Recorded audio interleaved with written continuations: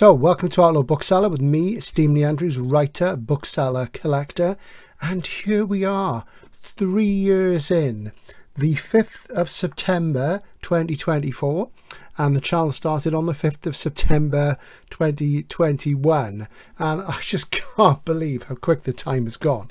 It's not been without its challenges, especially since I developed polymyalgia early last year, and recently when I've had a dreadful viral infection on top of that. But no more of that stuff. We're soldiering on. I am much improved. I'm actually filming this a couple of days before that date because I've got a lot to do, because I'm off to Paris next week to interview Michael Moorcock, as I keep saying, and to have a bit of a holiday. And I thought I'd wear shades because I used to wear them a lot, didn't I? Do you remember? I used to wear shades a lot and scarves and stuff. And I'm actually going to take them off because, you know, it's not that bright in here.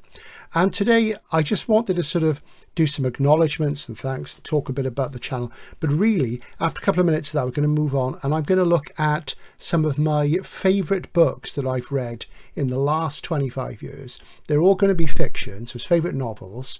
No short story collections, I think. They're all novels. Some of them I've mentioned on the channel before. Some of them I've done in-depth things about. Some of them I'm yet to do that and probably will do that at some point. And I just wanted to talk about 10 books. I was actually going to do 10, but as it happened, it ended up being 9, because one of the books, I cannot find my copy of it, and I don't know where it is, which means it's probably under the bed in a box. So I'm going to tell you what that is now, and I made a video about it in the first couple of weeks. So if you go on the channel page and click on videos, then you get 3 options: latest, popular and oldest. If you click oldest, it'll be there, and it's a book called Tapping the Source by ChemN. And I'd be delighted if you look back at that old video, when you will see the poor video quality and the thrown together presentation, but the passion is there. So that's a book I wanted to sort of talk about. And I will do something about Chem's work, and it's K-E-M, M for mother, not Ken as in Kenneth. It's Chem, and Nun, N-U-N-N. He's a very fine writer indeed. So do look back at that, but I'll flash the cover up on the screen now so you know what you're looking for.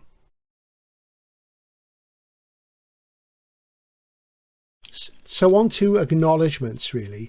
I just wanted to thank some key people, and thank all of you, of course, for sticking with the channel, doing the views and what have you, because when you get to your late 50s, early 60s, which is where I am now, you know, YouTube isn't so much a thing for older people. It's dominated by young people. They get the views, they get the big membership numbers, what have you.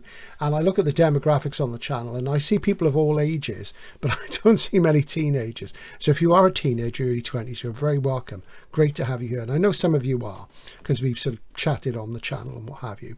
But I wanted to sort of extend my thanks to certain people, to the video editor, Pat, who lets me get on with all this stuff and occasionally sort of gets a gnomic mention here, to my mum, who's always helpful, and she watches every video to make sure I'm behaving myself, to my good friend and old workmate and sometimes YouTube collaborator Jules Burt, who, if you don't know Jules' channel, take a look. He's a fantastic book collector, bookseller, all-round lovely guy, and Jules is just such a joy.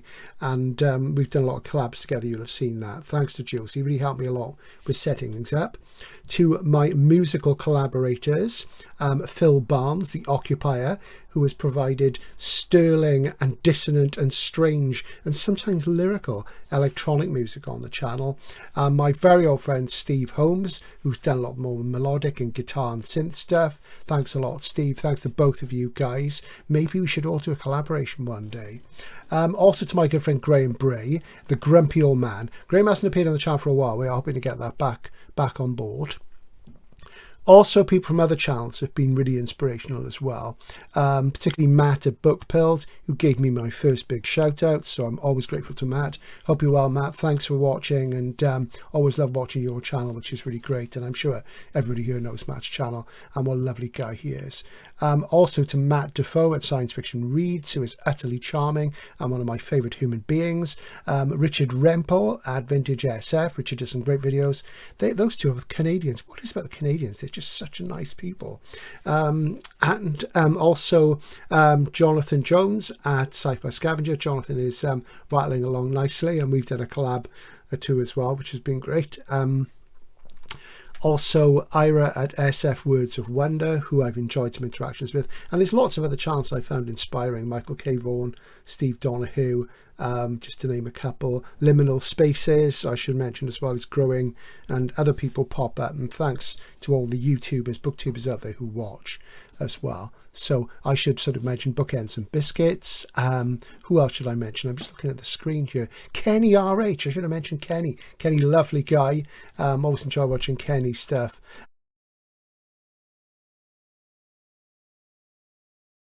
And, you know, lots of other people as well. I also want to thank everybody who super thanks you, because that's been seminal in keeping the channel going when the views are not always there. And also to everyone who ever comments, likes, subscribes, what have you. And very recently, the last few days, thank you to everybody who's joined as a channel member. Channel memberships are $4.99 a month. You get at least one exclusive video a week. The regular channel will still have at least 2 videos a week going forward. And yeah, we're at 9k, and channel memberships are already several dozen, which is fantastic. And it's the 5th of September. So thanks to everybody who's helped with this journey. As I always say, watch the backlist, but now we're going to talk about some books, some of which I haven't talked about before and some which I have. So what's the criteria? I decided that I'd pick some novels which had a big impact in me in my reading over the last 25 years. Obviously, there's been a heck of a lot. These are things which made big intellectual or emotional impacts upon me over that period. And there've been lots of other things I could have picked. I will say now they're all by men. I'm not going to make any apology for that. I have read great books by women, but these are all by men. And I think it's something about the existential impact, and a lot of these books particularly are by men who said things about the experience of being male particularly was a big thing in them for me, and there's other things as well. So at some point I must talk more about my favorite. I must do a favorite female authors. I've mentioned female authors here, of course, a lot. I've interviewed people like Nina Allen, Emma Newman, Stark Holborn. I've talked about people like Angela Carter, Mary Shelley, and others. I do have lots of other favourites, but today I'm afraid it is going to be all guys, so I do apologise to any of the ladies who watch. But you will find that if you read these, you may well get an insight into your blokes and all the other blokes out there. So we shall see. First of all, a book I've mentioned at least 3 times on the channel, which I'm going to show to you again. There is a video just about this. This is the Tart Step by Dino Buzzati. This isn't a rank list, it's just as they come, really. And I made a video about this about a year ago, which is called The Most Profound and Moving Literary Fantasy I've Ever Read. This is the Penguin Classics edition, which is out of print now. It's now in Canongate in the UK. And this is the new MYRB edition, which is entitled The Stronghold. And Dino Buzzati is an Italian writer. Do watch that other video. And this, for me, for personal reasons, has been probably the most moving book I've encountered from my perspective. And it's about life and waiting for things to happen in life, and how maybe you shouldn't wait and you should sort of grasp the nettle. And it's about somebody waiting. It's also a fantastic fantasy novel, not in a sword and sorcery sense, but in the sense of an unspecified place and time. And it does have a universal appeal. It's also interesting if you like war novels. It's not really about war, but war is there in the background. I'm not going to say any more about it because I've talked about it a lot, but it's a superb novel and I think everybody should read it. I put it up there with the classics of 20th century modernism, like Hesse's Steppenwolf, Camus' The Outsider, Sartre's Nausea, those sort of things. It's very, very much in Anna Kavan's Ice. It's very much in that ballpark. It's a really important modernist text. So The Tart Step by Dino Buzzati, there's an amazing film of it as well, which is well worth seeing. So do check that out. A book I mentioned the other day, which I'm just going to skate over quite quickly in a video literally a few days ago, is The Hunters by James Salter, which is a wonderful novel about aces in the Korean War. And this has some of the very, very finest, most impeccable, stunning prose I've ever read. It took my breath away. I think this is a fantastic piece of writing. I mean, this guy could write the telephone book, but luckily he chose a subject he knew because he was a fighter ace, and he came up with this amazing story of ambition expectation, loss and heroism. It's just really quite something. There's a video from a few days ago, as I say, so do watch that. Another book which I mentioned in the early days of the channel, from a writer who I really like, a living writer who I've met once and we've interacted a bit, and he's a lovely, lovely guy, and he's working on, I think he's working on a novel or a film script now. The first thing I read by him was an essay he had in the Penguin Deluxe edition of On the Road by Jack Kerouac, and this is his second novel, and this is The Sea on Fire by Howard Cunnell. His first novel was called Marine Boy, and it does have a relationship to this. And he also wrote an autobiographical book about family called Fathers and Sons, which is really good as well. And I met Howard some years ago when we did an event for Fathers and Sons where I work. And he used to work years and years ago in the 90s in a bookshop with one of my friends at work, and they reunited over that, and it was great. And The Sea on Fire is fantastic.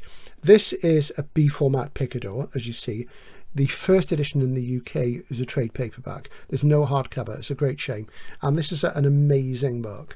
And really, what got me about this, I think there's certain touchstones, there's certain writers who I think have done amazing work in their prose in the last 25 years. And they include ChemN, they include Cormac McCarthy, Tim Winton, these sort of people. And Howard Cunnell is up there with them. And I think he's an amazing writer. And The Sea on Fire is a narrative about a man who used to, with a friend, travel the world when they were young, and they would teach diving. They were diving instructors, scuba diving, and they went around the world like sort of beach bums, and they were doing this. And the chap, he sort of settled down. He settled down with a woman in London, and she has children from a previous marriage, and everything's going well. But he has a certain wanderlust still, and his friend, who is still going around the world teaching people to scuba dive, turns up and says, I've got one last job for us in the Red Sea. And they go off to this boat on the Red Sea with some very interesting characters, let's just say that. And the combination of noir-y storytelling with the feeling of the sea, with the sight, the scent, the taste and everything. It's just like being there. And Howard himself has done scuba diving, and he grew up by the seaside. I think he grew up in Eastbourne. His first book, Marine Boy, is a relationship to this. And it's a book about friendship. It's a book about the past and embracing it, and possibly wanting to go back to it when the future may actually offer more and more profound things. And it's also quite a shocking story as well. And there are moments where I just sat up and took notice, and it's very lyrical but very gritty at the same time.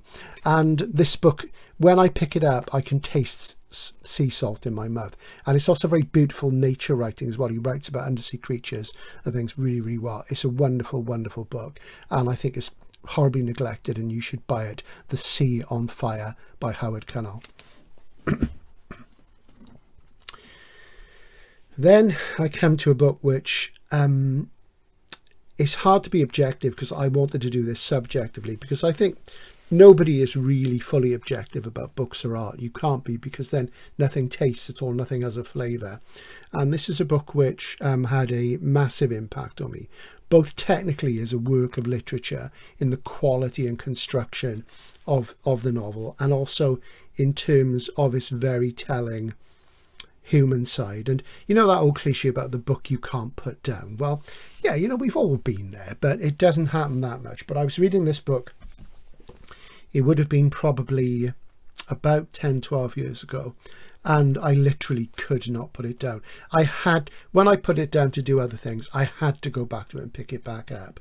And I think it's astonishing. I haven't reread it. I've reread bits of it, and it had such a profound impact on me. And I think it's one of the finest novels I've ever read.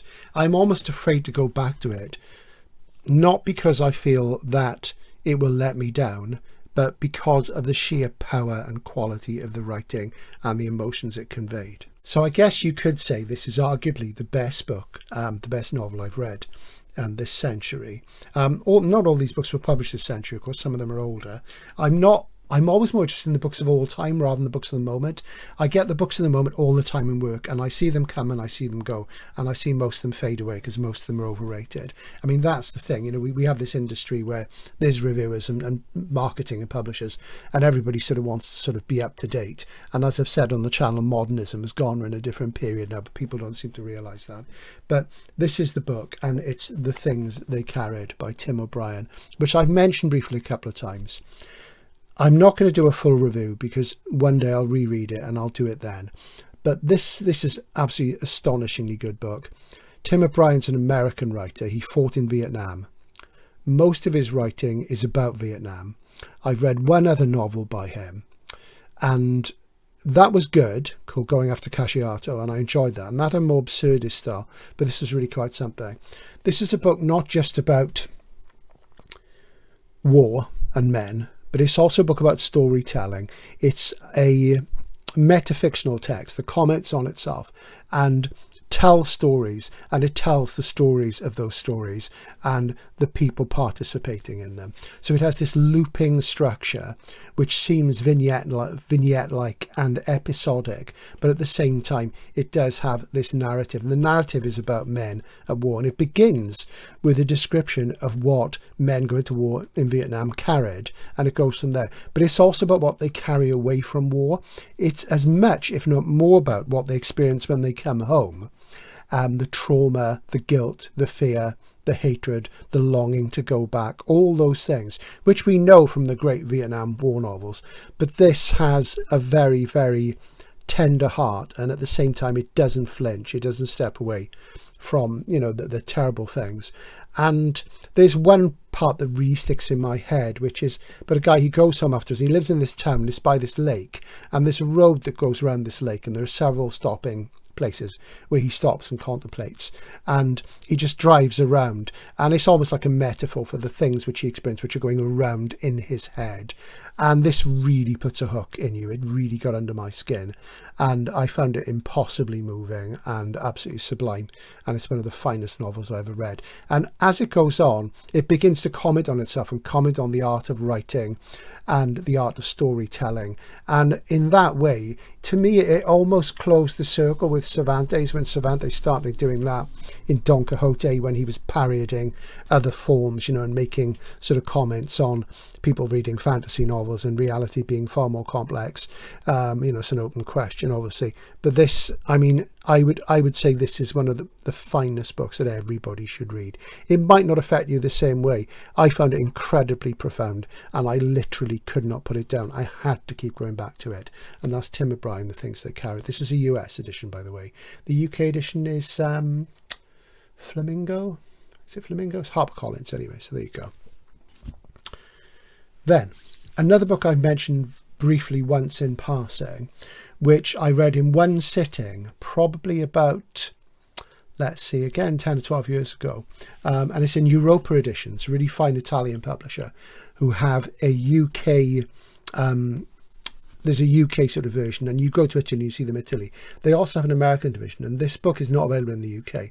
This is the American one. I don't think this has been published. I had to import this specially.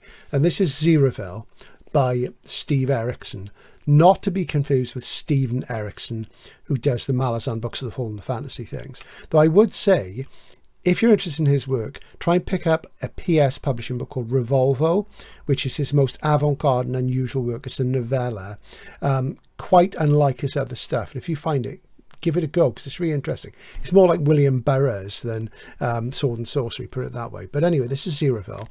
This has been made into a film, which I haven't seen, which quite honestly I don't want to see, because they made it as a comedy, and this is not a comedy. I read this in one sitting, as I said, and it's got beautiful raps there as well. And it's the story of, it's set in California, in Los Angeles in the late 60s, during the sort of Manson period and what have you. And the day that the Manson murders happened in 1969, a young theology student, he's ceased to be a theology student, gets into town, and he's shaved his head, and he has a tattoo of Elizabeth Taylor and Montgomery Clift on there, and you can just about see that on the jacket. There you go. And basically he is a cineast. He's obsessed with cinema, and he wants to become a film editor, and he's kind of out of step with the counterculture of the music there's at the time, and he's come to LA to go to Hollywood to pursue this obsession, and he wants to become a film editor, which he does, and ultimately a director. And it's an incredibly compelling story. Steve Erickson wrote a number of very fabulous novels which were published in the UK in the 80s, almost as fantasy novels, and they're very interesting. They're very sort of strange, dreamy landscapes, very surreal, and they're very interesting, but this trumped all of those for me.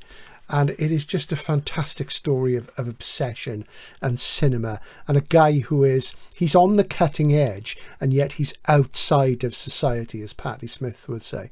And it's absolutely brilliant. If you can pick it up, I'm not sure if it's still in print. And the film, as I say, is a comedy, and I just can't see it as a comedy at all.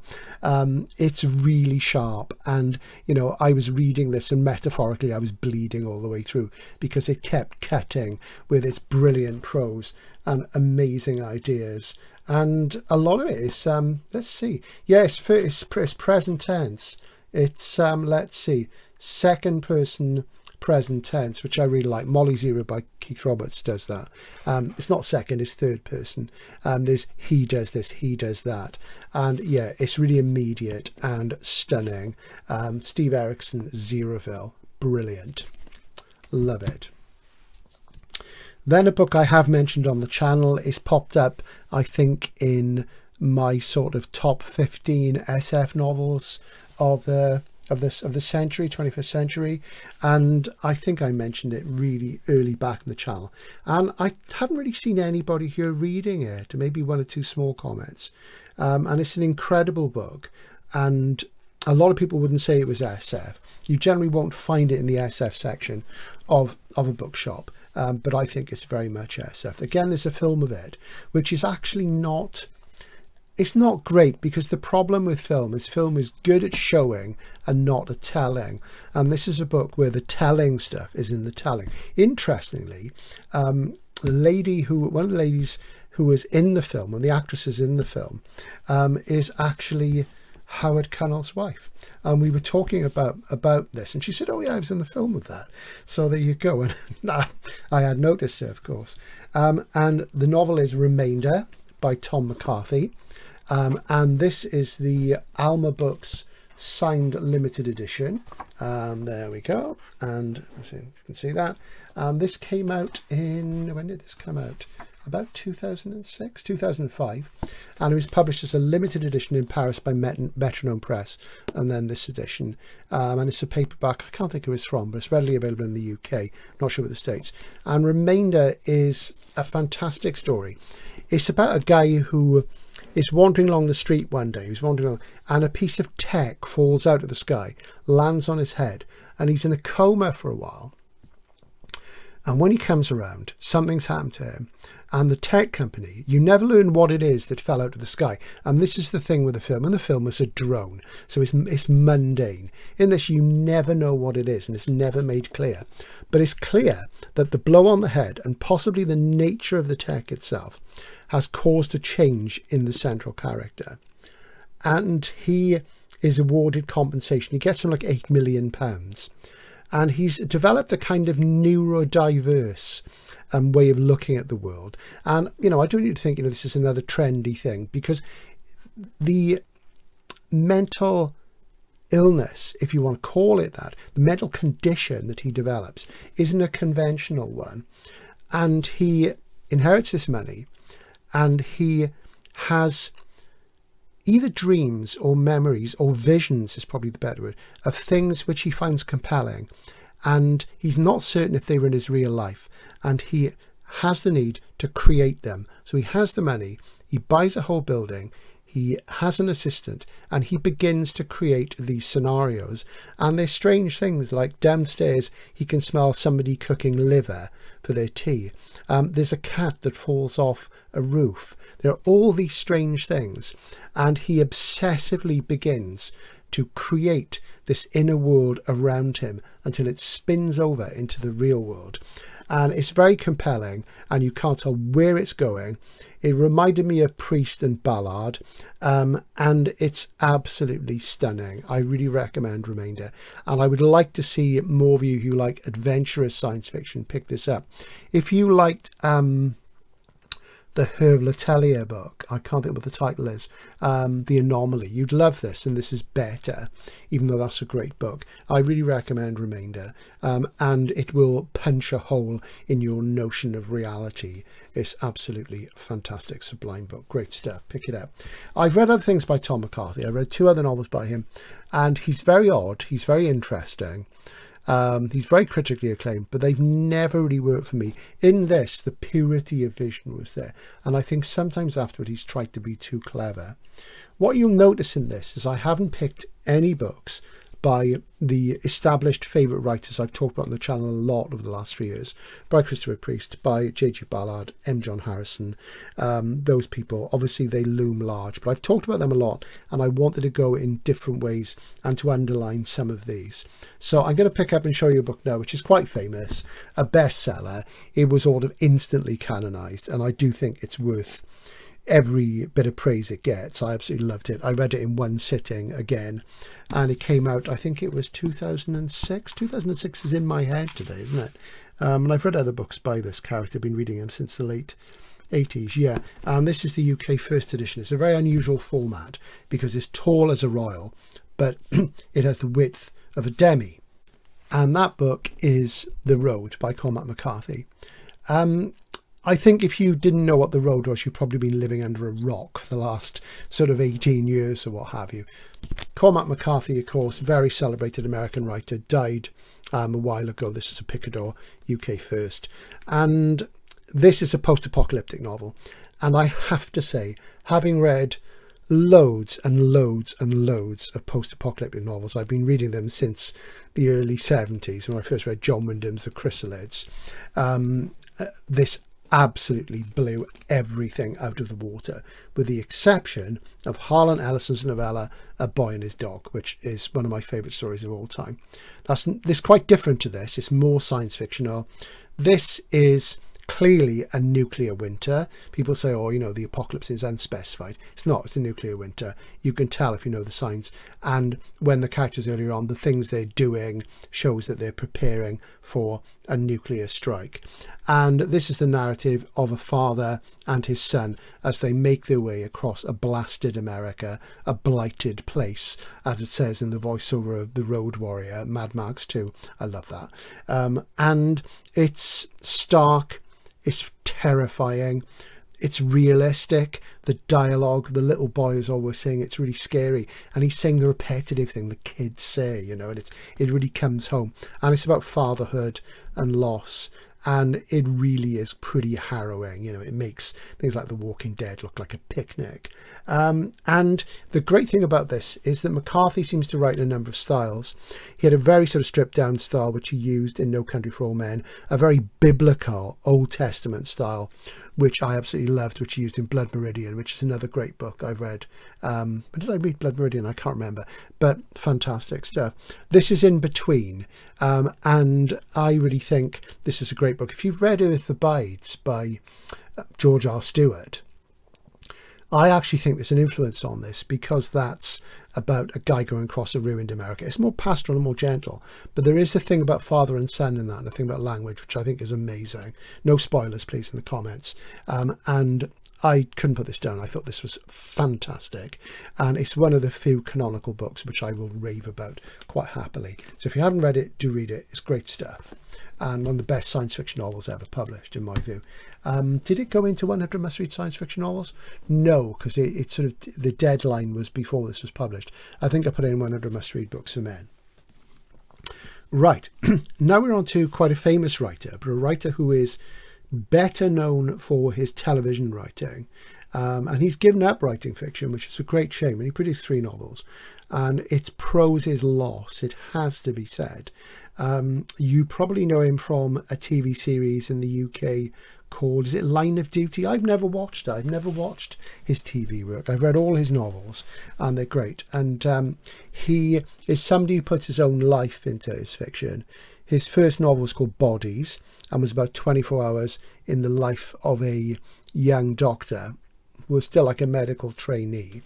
And then he wrote a book called Ascent, which is a narrative about a Soviet fighter pilot, which gradually becomes kind of alternative history. And I've mentioned that a few times on the channel recently, and I don't think anybody's read it. I know John at Sci-Fi Scavenger read it recently, because he obviously picked it up from me showing it in my video from a little while ago. What was it called? The one I called Airplane Angst, Rapturous Flight, Aircraft Imagery and Science Fiction. Now, only 1,500 of you have watched that. I do wish more people watch it, because I shot it at Cotswold Airport, and I talk about J.G. Ballard, Christopher Priest, William Gibson, H.G. Wells, various other things, and it's really sort of visually striking. It's the sort of thing I really love doing, and yet, you know, I can get more views from just talking to the camera like this. What can you do? Still, do watch if you haven't. Rapturous Flight, Airplane Angst. It's only a month ago. Great video, even if I say so myself. But anyway, that writer's Jed Mercurio, and this is his third and final novel, American Adulterer. I am ashamed to say this is not a first. I don't have a first. This is one of the very few hardcover, modern hardcover novels that I have, which isn't a first. So I should probably remedy that one day. And as you can see, that's a picture of JFK and Jackie on the cover, and American Adulterer. And I think this was, I've read them in the order they came out, I think. I might have read Ascent first, then Bodies, an American Adulterer. And this is absolutely stunning. And when did it appear? Let's have a look. 2009. So I think J.G. Ballard was dead by the time this came out. I think Ballard died in 2008. And I think had he lived and read this, he'd have been absolutely blown away by it.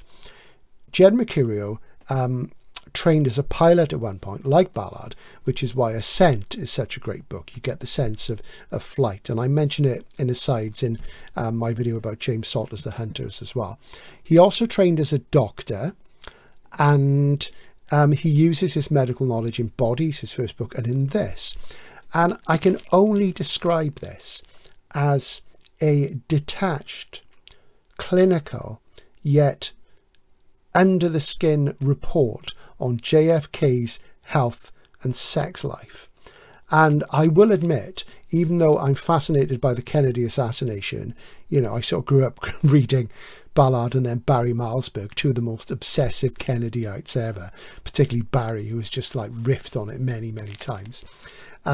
This really was revelatory, and you learn an awful lot about JFK. Obviously, there's a lot of stuff in there which is based on reality. You learn a lot about the fact that he was actually a very sick man.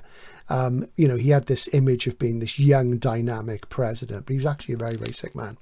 And about his infidelities. So it's almost like the atrocity exhibition crossed with the film JFK is the only way I can describe it. And if you like experimental writing, if you like the icons of modernism, the things which created the media landscape, which we obsess and obsess about, this is absolutely sublime. And because of Mercurio's medical training, it really is just astonishing. It's just like reading this biographical report about this guy and his journey through life, because it's got some of the political stuff in it as well, and obviously it leads up to the ending that you know will be there. But it's incredibly compulsive read. I really recommend it. I think it's one of the great novels of the 21st century, and I just think it's horribly neglected again. So Jed Mercurio, American Adulterer, fantastic book at all levels. Buy it. I'm going to finish up with my 9th selection. It would have been 10 if I could have found the ChemN book. And I've cheated really because this is a trilogy. And it is one of my favourite writers. And I think this is somebody who, you know, it is that thing. I've got there's only a handful of writers I buy books by automatically. And I used to buy Chris Priest books automatically. I used to buy Ballards. They're gone now, sadly. I still buy M. John Harrison's books automatically, no matter what they are. I buy Michael Moorcock's books automatically. I buy Adam Roberts' books automatically. And other than that, there's only one person really who I buy and read automatically, and that's William Gibson. And I want to talk about the Blue Ant trilogy. This is Pattern Recognition. Yes, now this came out before the end of the 20th century, but this is the first in the sequence, and this is a great book. Now, this came out, I think it was 1999. Let's just have a look here. So it is sort of 25 years, but it's not 20th century. Let's see. No, I tell a lie, actually. It was 2003. There you go. And I remember reading this and thinking, yeah, this is a science fiction novel. There's SF stuff in it. But it's really literally a minute and a half in the future. It's about the world we live in now. And I love this jacket. I don't think I'd ever had this jacket in paperback. And I think I've stuck, yeah, there's a pattern recognition promotional postcard in there. And basically, what are these books about? There's 3 of them. I'll show you the other 2. There's also Spook Country and Zero History. And yeah, I've talked about these in one of my sort of chart books, best things of the best science fiction of the 20th century. I want to talk about them again. So this is the first one, and this blew me away. And what the books are about, they're about there's a sort of protagonist in the background called Hubert Bajand, Hubert Big End, and he is he employs cool hunters. He employs people who are looking for trends, for emergent things that will go viral, and he thinks about how he can exploit them in business and in the media landscape of day via the internet. And there's some different protagonists which loop, and the sort of protagonist in this, I should say the focus character, because Bajand is a protagonist, he's the one who pushes things, even though he's in the background most of the time, is called Casey Pollard, and it's Casey in terms of a reference to Case in Neuromancer. And she is charged with tracking down a person who's releasing these clips on the internet, on social media platforms, which are going viral, who Bajand thinks is the next Kubrick. And it's a great book, but the ones which follow are far, far better, in my opinion. Spook Country obviously implies spies. It looks like a spy novel. And this is really quite something. And there's a character called Milgrim, who is somebody who's on anti-anxiety drugs, but he's fluent in Russian, and he's very, very useful. And in a way, I don't want to talk about it. It's about iPods. Do you remember iPods? I mean, nobody seems to have one now. It's all on your phone. But the scent of postmodernity and the contemporary just peels off this. And it's about these cool hunters, these people employed by this guy, by the Blue Ant Corporation, looking for these trends, looking for things which are happening and shaping the world around us subtly and insidiously. And I can't really give enough praise to these. And the trilogy climaxes with Zero History, which may be the best one, which is about a kind of denim. And the characters in this are looking for a certain type of jeans, and there are only about 8 or 10 pairs of these jeans, and they're made of this denim called the Gabriel Hounds. And a new character joins the cast, and she is like a former sort of punk rock singer, and she's down on her luck, and she joins the Cool Hunters, and it is about this denim, looking for these jeans, and to recognize them is really hard because they're not branded or anything. And where does this denim come from? Who's creating these jeans, and how can it go above ground? So they really are quite something. They are the most contemporary books I have ever read. Now, Zero History, that's interesting because of course things are always moving, but I haven't read anything since these. Let's have a look. They were published in 2006 2010. 2003 and 2010, and Gibson always works in trilogies, but I've not come across anything since then which really echoes where we are and where we're going, and it's time maybe for somebody to do that, so we'll see who comes up with it. So those are 9, maybe 10 books which I either found incredibly moving emotionally or intellectually, and they're things which I recommend you should all read because they are cutting edge. Is there something for everyone? Well, there's a lot of subjects there. There's everything from fighter pilots to Vietnam to scuba diving, cool hunting, American presidents, post-apocalypses, strange neurodivergent conditions descending on people, cinema, it's all there, loss and loneliness. So those are books which really did a lot for me, and I think if you read them, they'll probably give you more of an insight into my twisted psyche, he said laughingly. And if you've read any of them, do let me know. Some of them I mentioned before, as I know. So this is kind of a roundup to mark 3 years. Some of these books I won't really mention again. I won't mention Remainder again, probably. I probably won't mention the Gibsons again unless I do something in depth and reread them.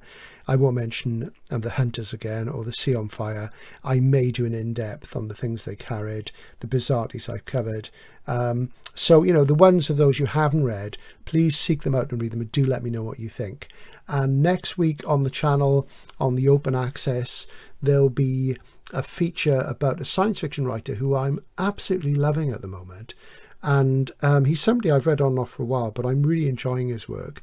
And I'm going to cover, it's not going to be a career overview because I have a lot of books yet to read by him, but I think I'm going to show you a lot of his work and tell you why I think he's worthy of your attention. So that'll come next week, because there'll only be one video on the open access channel and one video on the members, because I'm away in Paris and I'm still getting ready, and I still have the cold, as you can tell, though it's on the way out. And then when I get back, we'll get into the regular schedule after that.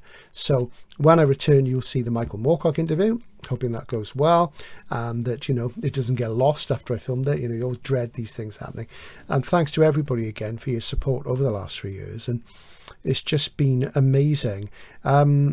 I was considering bringing the channel to a close at 3 years. It was a strong possibility. I committed to doing it for 3 to 4 years, and I said that I'd decide at 3 years whether it's going to go on. It's going to go on for another year. After that, we'll have to see. But the membership is something I brought along to help support the channel through the year ahead, and it'll sort of give me new impetus to create stuff for you. And I hope if you can afford to, you'll join it, because unlike a lot of other channel memberships, you do get something extra. There is video material. So thanks again, everybody. I'm delighted you've joined, watched, what have you. Let me know what you think of those books, and I'll see you when I get back from Paris. But in the meantime, you'll see the other video which I mentioned, which will pop up sort of middle of next week. Bye for now. Take it easy.